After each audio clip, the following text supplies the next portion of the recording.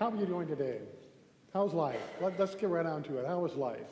Good, bad, happy, sad, all of the above? All of the above. That's the right answer, because that's what life is. And life is what it is. It's all of the above. Ups and downs, sharp curves that take us out of the direction we want to go. It is just this bundle of activity, and there's absolutely no way that we can forecast what is going to happen in the future. All we have is right here, right now, this present moment. Now, oftentimes we think that life does stuff to us. Like, oh, I'm just so fed up with life. I can't believe that happened, or I can't believe that happened. But the point of the matter is life doesn't do anything to us. Life is just an activity. And whatever reaction we have to it, however we respond to what's going on in our lives, that's all up to us. That's the choice we have. We can choose how anything affects us in our entire world. Oftentimes we forget that, though. There was a woman having a dream, and in the dream she's being chased by a dragon, a big, ferocious, fire-breathing dragon. And wherever the woman ran, however fast she ran, the dragon was always right there behind her, breathing down her neck.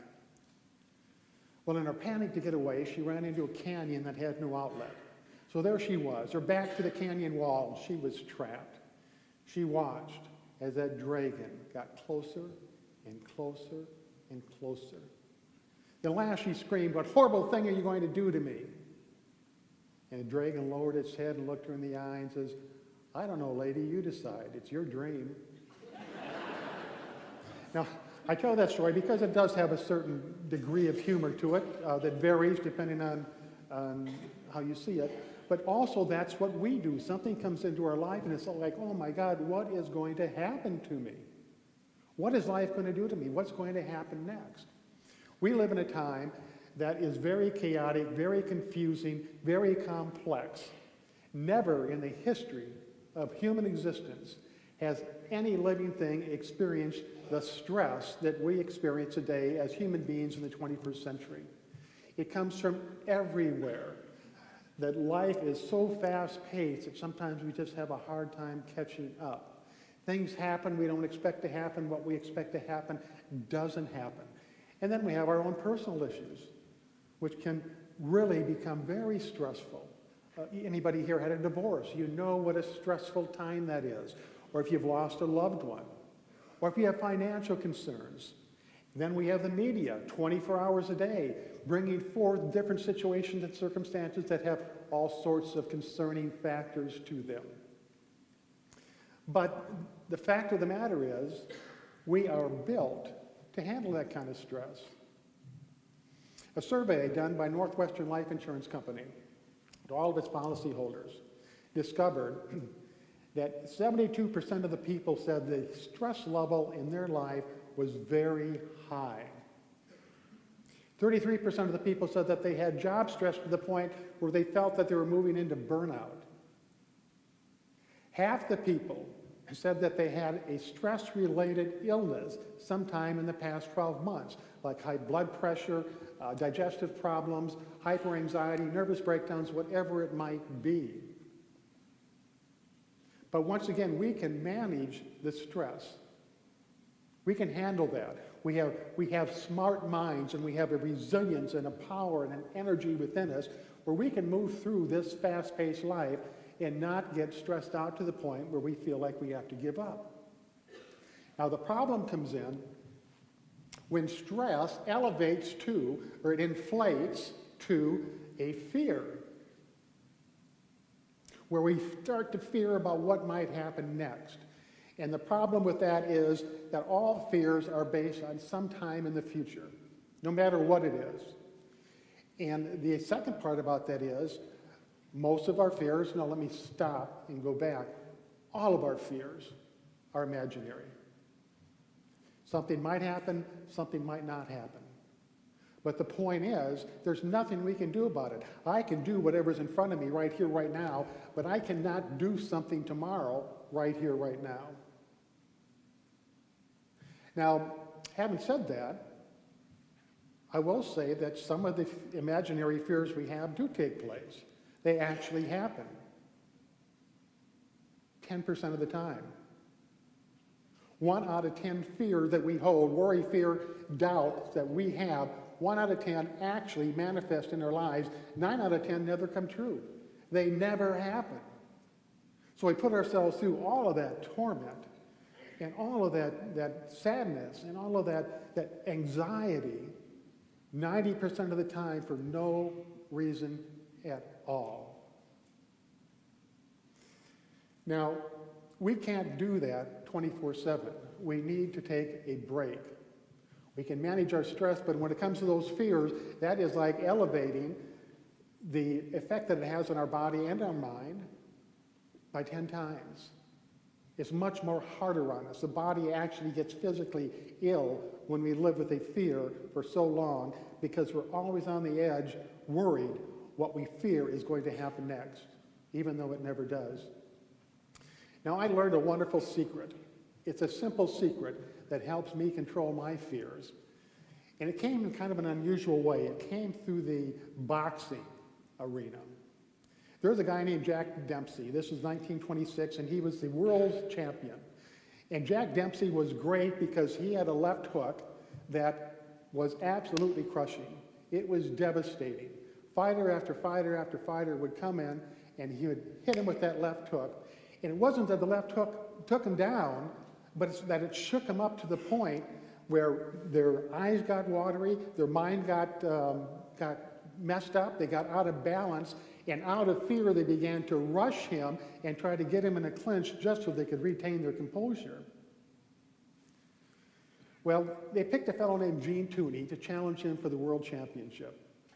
And Gene Tooney, in training, watched films of Jack Dempsey over and over and over again. And he saw that nobody, no fighter, could avoid that left hook. So he thought, well, what makes me think that I can? So instead of training to avoid the left hook, he did something else. He started training himself for what's going to happen after he gets hit with that left hook. And at training camp, every day, he would run backwards. He would run backwards down rough roads, up hills, around curves. 2 hours a day for months, he would run backwards. Well, it came the night of the fight.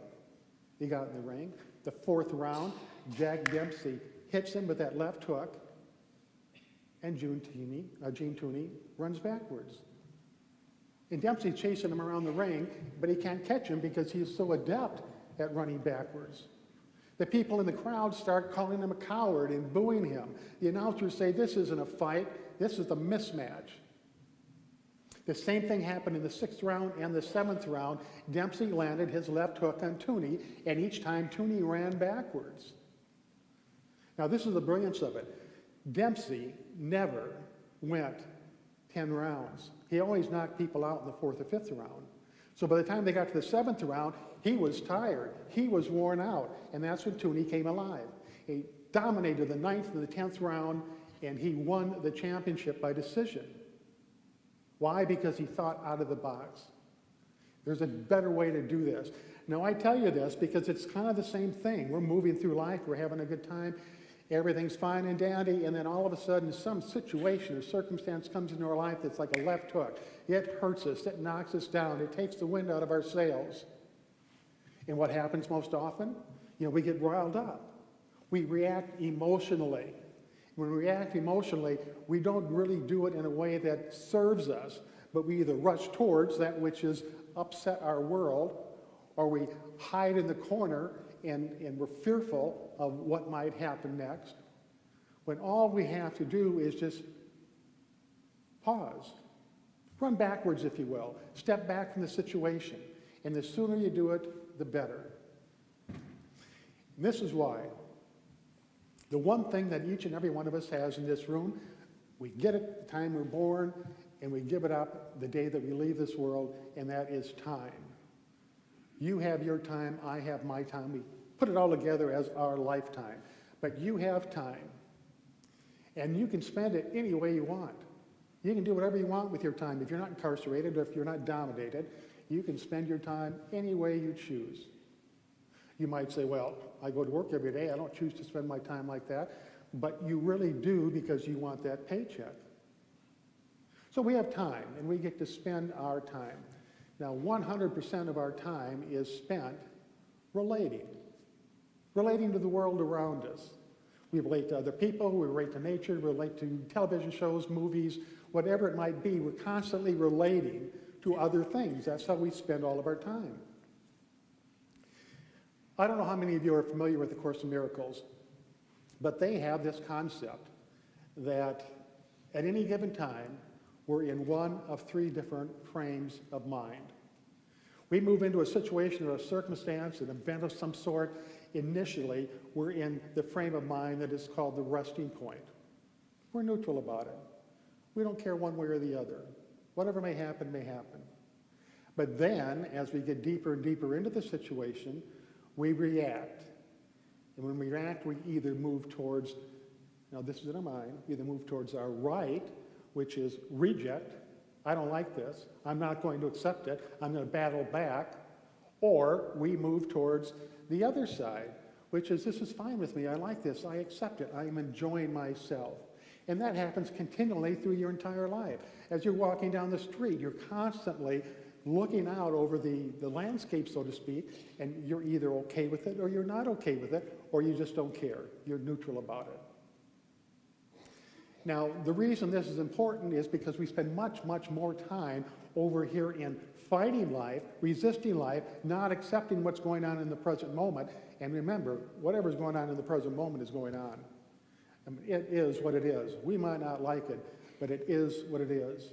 No matter how much we holler, no matter how much we cry, no matter how much we groan or how much we moan, there's nothing we can do about what is happening or has just happened. It is what it is.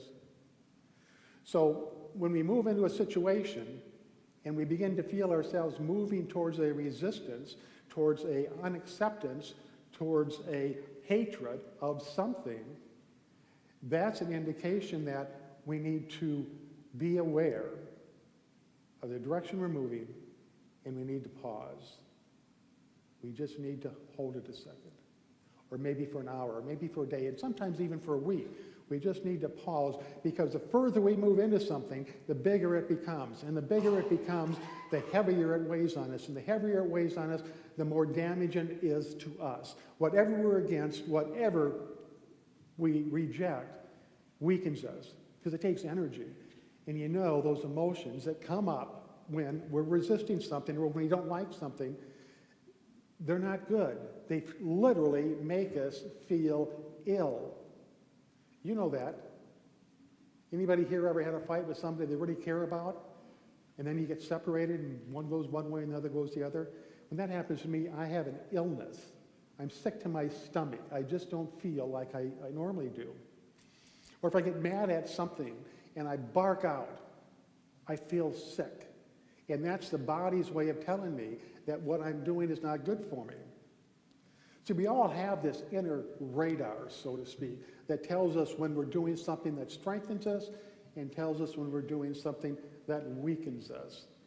Just like our physical body. You put your hand on a hot stove, it burns, what do? Take it off immediately, right? Because it hurts. We can learn to do that very same thing with our emotions. As soon as we begin to feel flushed or our blood racing or we're getting irritated or mad about something, just as soon as it happens, the sooner the better, we say, pause. And I'm going to take this situation or circumstance that's bothering me, I'm going to set it aside, I'm going to put it on the top shelf, I'm going to do something with it, but I'm not going to approach it now. And normally after 24 hours, it becomes nothing. For those bigger things that are much more longer and drawn out, like a divorce, for instance, it takes a little longer. We need to pause a little longer.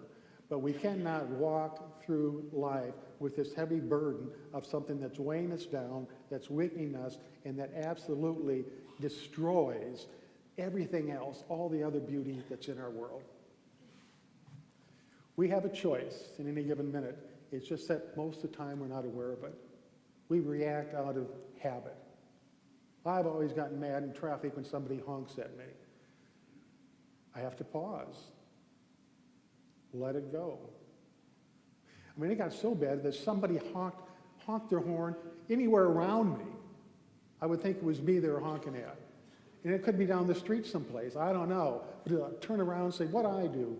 You know, you do your own thing and leave me alone. Now it's a pause. I catch somebody off accidentally or on purpose. And they get mad and they honk at me. I just have to pause. Pause is probably one of the greatest assets we have. And that is the simple secret to a fearless life, is getting to the point where you recognize that the fear is knocking at your door and you don't open it. You remain neutral and just pause and let it be. Well, now meditation.